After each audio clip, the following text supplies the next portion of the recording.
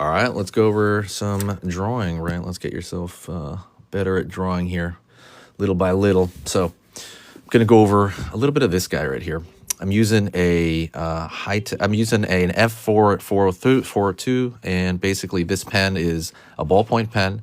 But the difference between this ballpoint pen and other ballpoint pens is that this is called basically it's a fine tip. It's basically the tip of this really, really, really small. And that's right off the bat different. You can use a regular ballpoint pen, and that's completely fine. But I really like the way this is so fine. Like the lines right there. Let's zoom in here. The lines right here are super fine. And hold on, how do I get rid of that in the screen? 1 minute. 1 minute. How do I get rid of this? Cool. 1 minute. All right. But yeah, the lines here are incredibly fine. Forgive me about that. Let's get back to this. So I want to talk really fast. And right here, we're going to go into this guy's face. And when you throw little lines right here, I want to talk really quick about this. I want to talk really fast about building your stuff up. So when I build my stuff up with ballpoint pen, whether it be a regular ballpoint pen or this ballpoint pen, it's a good idea to, this is just another way to do it, to be building it up. And what do I mean by building up, right? Building up would be something like, let me draw a circle right here to kind of show you more like easy. So if I just draw this circle right here, just a wobbly circle, I'm not going to go right into it and start doing like huge, harsh lines. What I'm probably going to do here, especially if I'm doing ballpoint pen, is I'm going to bring it up slowly, kind of like the way you would look at like a picture or something like that. You would look at a image of like a Polaroid, and you start to slowly see it come up. That'd be one aspect to do it with ballpoint pen. That'd be one way to do it. So for example, how would I do that? I would kind of do this. I'm throwing these little baby lines, and I can do that again with this ballpoint pen because of this reason. See these baby lines? Really baby lines, but they're kind of light, right? They're not going to be, you're not really going to see them from far away. I mean, right now we're zooming in on them with the camera, so you can pretty much see them pretty easily here, but you can't really see them, right? You can't really see how like that's super faint. Like, let me zoom out real quick. See, it's real small. So what can you do about that? What you do is we get that down so that we have our general proportions, right, of whatever it is that we're drawing. And we start to just press down harder. We go over it again. We go over here, and I'm going to push down on it harder, a little bit harder. It doesn't even have to be that much harder, but see how I'm kind of layering it right there? When you're layering it up, it gets darker, right? That's another pass. Let's do it again, right? Go over here, and you can treat the ballpoint pen the exact same way you would a pencil, right? You can't do this with a fountain pen like the other fountain pens that I use.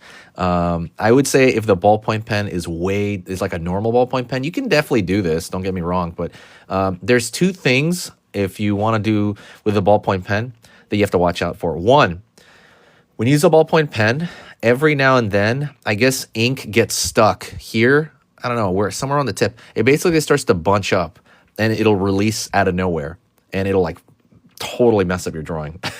It could.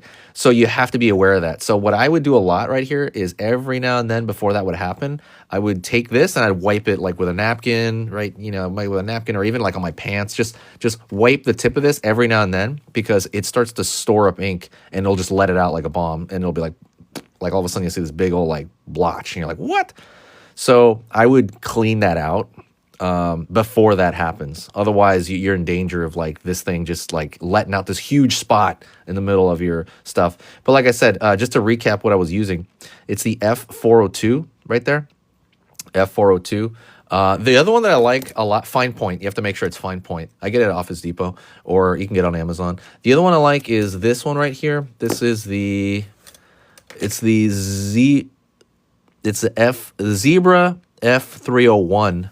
Zebra F301, and that one's really good. You also got to do a fine point. These are basically the exact same thing in my opinion, but these two are the ones that get a really fine point that you can kind of use with stuff. And that's the ones they ended up recommending to us at Art Center back when I went at Art Center. And yeah, absolutely, you know.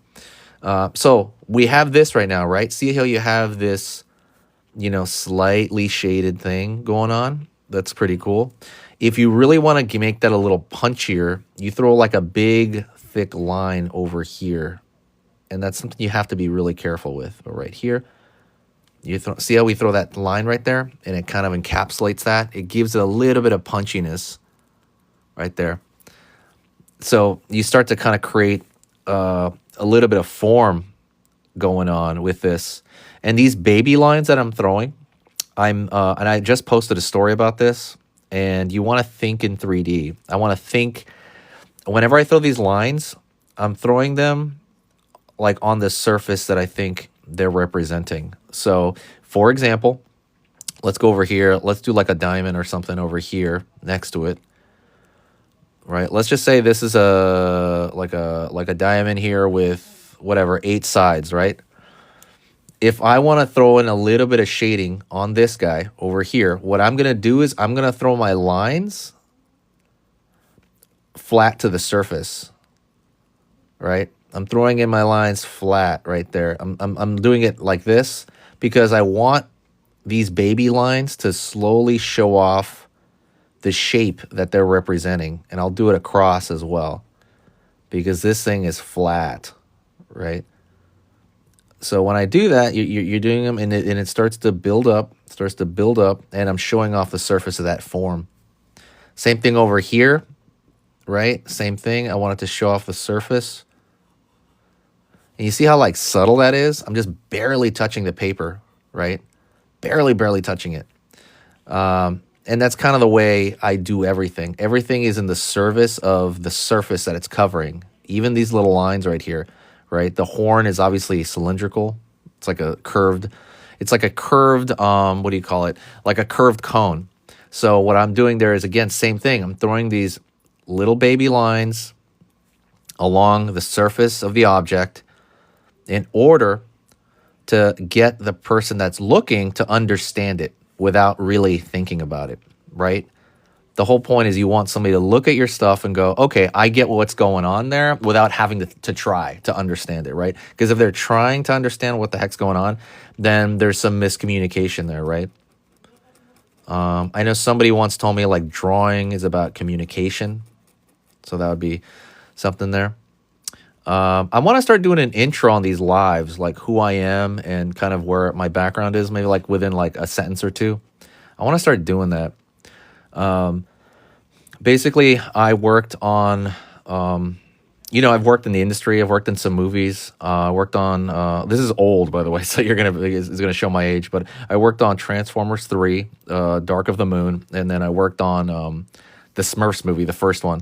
And it wasn't just me, obviously, right? It's a giant team of 500 people or something like that. But like that's kind of my background. I did that. I did a lot of like t-shirt stuff. I did a lot of, I was a caricature artist. I had done tons of graphic design after that because I felt like that was more consistent work. I worked at there's a video game cover out there that I did, I want to say like 12 years ago, for a PC game. I have no idea what game that was. I was trying to find out what game that was. I have no clue. So there's something out there. It was like a cityscape, and I had to break it up into layers and stuff like that. I remember that was a hard job. But yeah, I want to find out what PC game that was so I can buy that cover. I didn't care back then. I was just doing stuff. But anyways, that's kind of it for the live. I just wanted to come on here and give you like a little bit of information to kind of like use. So to recap really fast, think in 3D, right? You want to think of the object itself. You're curving your lines when you're throwing them on there, and try to build up your stuff. You can build it up very, very, very light and then start building it up stronger and stronger. Like even that might not even be finished. I can make it super dark, right? Maybe I want to go all out and like make it ultra dark. All right, I could totally do that. So just kind of like it's at that point, again, it's decision, right? Drawing is about decision. Like you as an artist, you're making a decision. How dark is this? What shape do I use there? That kind of stuff.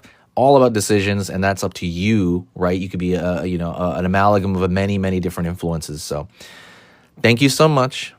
You're amazing. You guys are awesome. I will say, like, let's just go over the horn really quick. So if I was to go over here, maybe you can do the exact same thing. But that's pretty much it, guys. I'm going to see you tomorrow, and hopefully soon. Thank you for the likes. Thank you. You're amazing, guys. Thank you. But I'm going to let you go. We'll talk later, all right?